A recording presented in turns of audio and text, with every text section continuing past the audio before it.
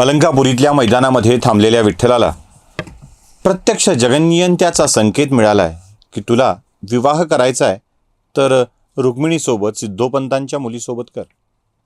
इकडे सिद्धोपंतांनाही दृष्टांत झालाय की तोच संन्यासी, ज्याला तू संन्यासी समजतोयस, तोच तुझ्या मुलीसाठीचा योग्य वर आहे. उलट सिद्धोपंतांच्या मनामध्ये तर अशी गोष्ट त्या जगन्नियंत्याने घातली आहे की या दोघांच्या पदरीच मी अंशरूपानं जन्माला येणार आहे.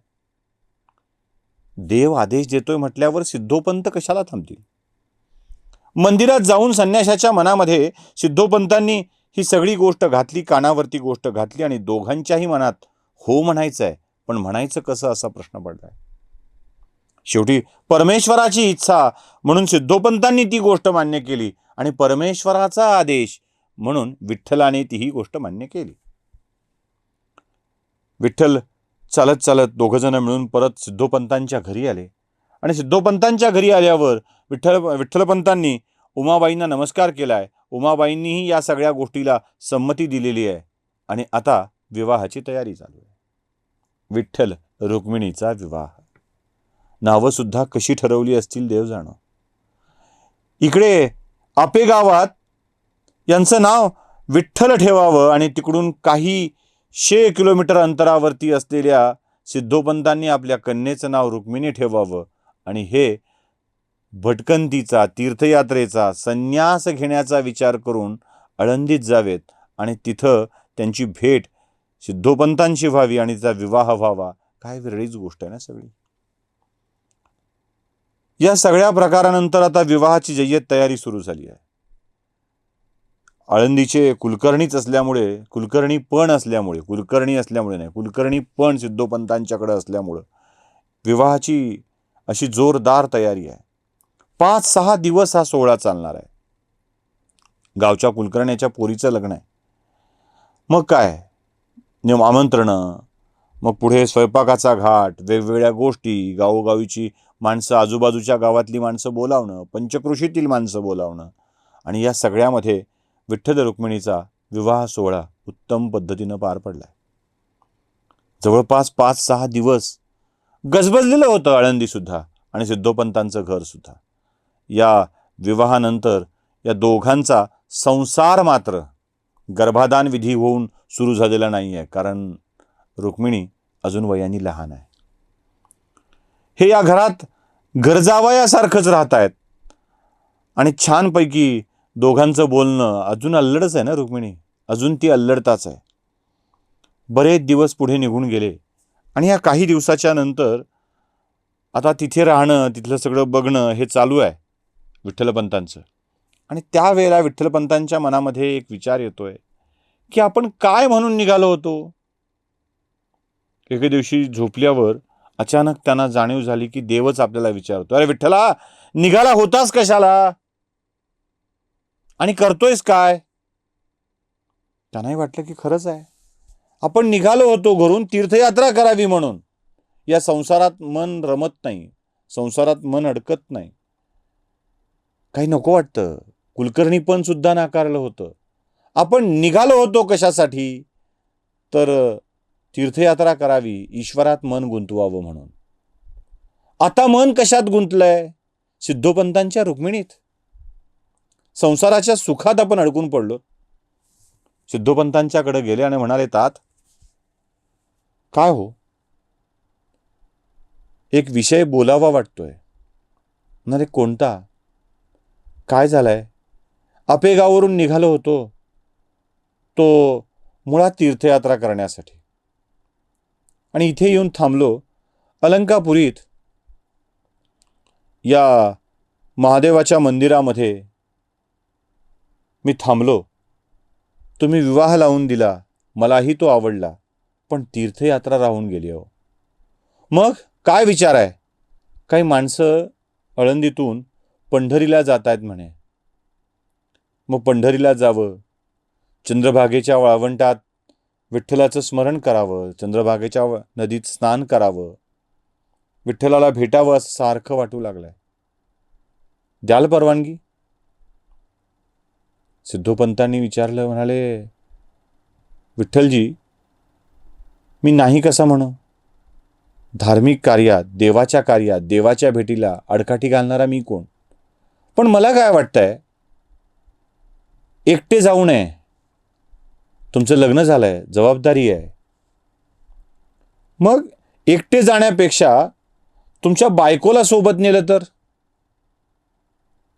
बरं, अजून कोवळी पोर, गर्भाधान विधी व्हायचा राहिलाय, त्याच्या आधी एकट्याला सोबत कसं पाठवावं? तो म्हणाले, आम्हीही दोघं येतोच ना. मग तुम्ही दोघं, आम्ही दोघं मिळून पंढरीची वारी करूयात. विठ्ठलाई हे खूप छान वाटलं आणि विठ्ठलानं याला मंजुरी देऊन विठ्ठल, रुक्मिणी सोबत सासू सासरे पंढरीच्या वारीला निघाले. त्या विठ्ठल रुक्मिणीच्या भेटीला हे विठ्ठल रुक्मिणी निघाले. जशी वारी जाते तसा एक एक मजल दर कोस दर मुक्काम करत यांचा प्रवास सुरू झाला आळंदी आणि पंढरपूरच्या दिशेने. आणि पंढरपुरात हे काही दिवसानंतर पोचले. विठ्ठलाचं दर्शन झालं. वाटेत मात्र एक छान अनुभव सिद्धोपंतांना आला आणि तो म्हणजे यांच्या तोंडातून जे जे काही स्फुरलं, जे जे काही ऐकता आलं, ते ऐकताना आपला जावाई किती बुद्धिमान आहे, किती हुशार आहे याची जाणीव सिद्धोपंतांना झाली. पंढरपुरात दर्शन झालं, पंढरपुरात मुक्काम झाला आणि त्या देवळातच एक विचार विठ्ठलाच्या मनामध्ये येऊ लागलाय. ते म्हणाले, तात अजून बोलू? ते म्हणाले, बोला. आपलं पंढरीचं दर्शन खूप छान झालं. ते म्हणाले, हो, तुमच्याही सगळ्या गोष्टीचा योग मला खूप छान आला. काय झालं, मी आपेगावात होतो तेव्हा तिथून निघावं असं वाटत नव्हतं, पण ईश्वराच्या ओढीनं निघालो. आळंदीत येऊन थांबलो. आळंदीतही मन रमत नव्हतं, पुढे कुठेतरी जावं असं वाटत होतं, पण आळंदीत राहिलो. पुढे पंढरीत आलोय आणि पंढरीचं दर्शन झाल्यानंतर अजून काहीतरी राहिलंय असं मला वाटू लागलंय. आता मात्र सिद्धोपंतांच्या मनामध्ये खड्डा पडला. याची संन्यासाची वृत्ती पुन्हा येते की काय असं वाटू लागलं. कारण पुन्हा संन्यास घेतला तर? म्हणाले, बोला काय? नाही, मला असं वाटतंय की माझी उरलेली तीर्थयात्रा मी करून यावी. ते म्हणाले, अहो पण लग्न झालंय. हो, लग्न झालंय हे खरं आहे, पण तीर्थयात्रा करून यायला काय हरकत आहे? तीर्थयात्रा करून आलो तर अजून जरा बरं होईल ना. सिद्धोपंतांनी मनातल्या मनात विचार केला, ईश्वराकडे जाण्याचा विठ्ठलाचा विचार, जावयाचा विचार आपण का बरं थांबवावा? नाहीतरी पोरगी आता 8-9 वर्षाची आहे, तिला वयात यायला वेळ लागणारच आहे. संसाराला सुरुवात करण्याआधी देवदर्शन होऊन गेलं तर किती छान होईल ना. मग या देवदर्शनाच्या आड आपण येऊच नाही असं त्याला वाटू लागलं. आणि मग विठ्ठलपंतांनी, करा, जशी तीर्थयात्रा करायची आहे तशी करा, फक्त लक्षात ठेवा, हो, तुमची बायको तुमच्या घरात आहे, तिला सोडून मात्र जाऊ नका. विठ्ठलाने स्पष्टपणे सांगितलं की मी तीर्थयात्रा करून नक्की परत येईन आणि माझ्या बायकोला भेटेनच. झालं, परवानगी मिळाली आणि पंढरपूरहूनच प्रस्थान ठेवायचं विठ्ठलाने ठरवलं. मग सिद्धोपंत, उमाबाई आणि रुक्मिणी या पंढरपूरच्या वारीतून तिघेच परतले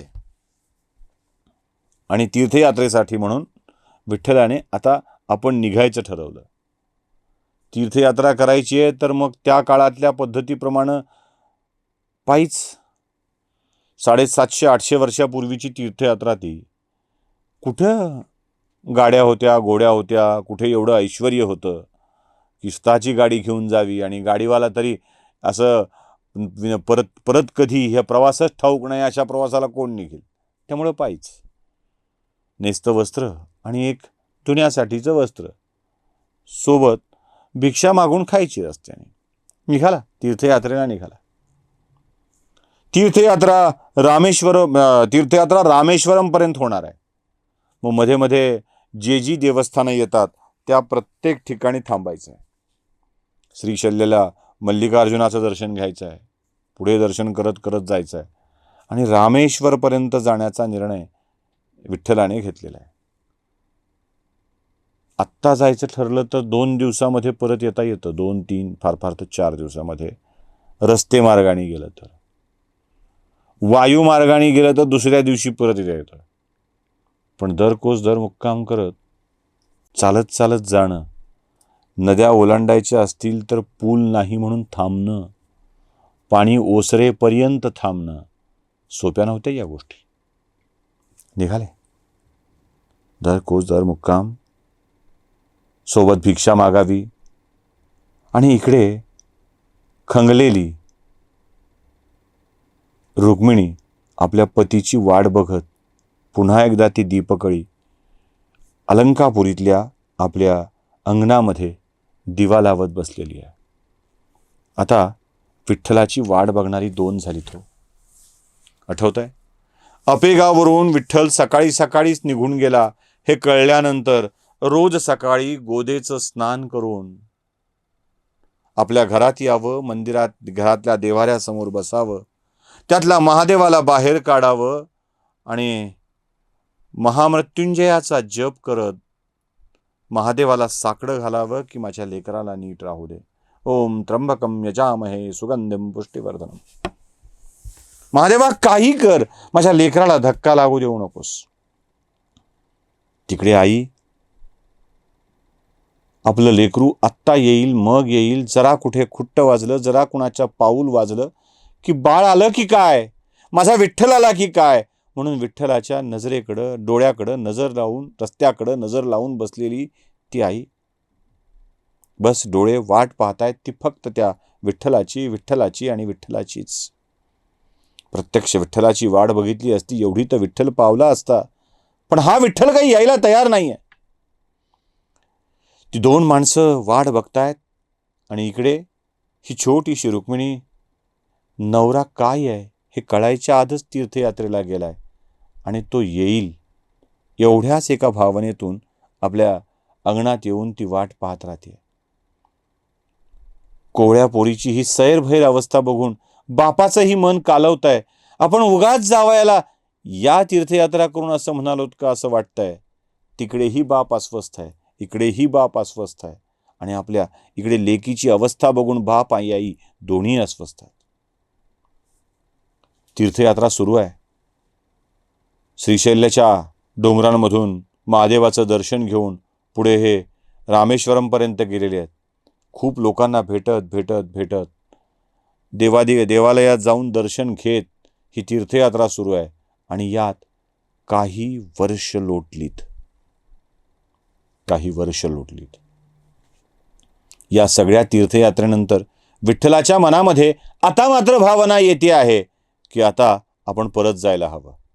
रामेश्वरमचं दर्शन झाल्यानंतर विठ्ठलानं आपला परतीचा प्रवास सुरू केलाय. आणि एक गोष्ट लक्षात येते का तुमच्या, काही वर्ष उलटल्यामुळे विठ्ठल एक तगडा उमदा पुरुष झाला होता.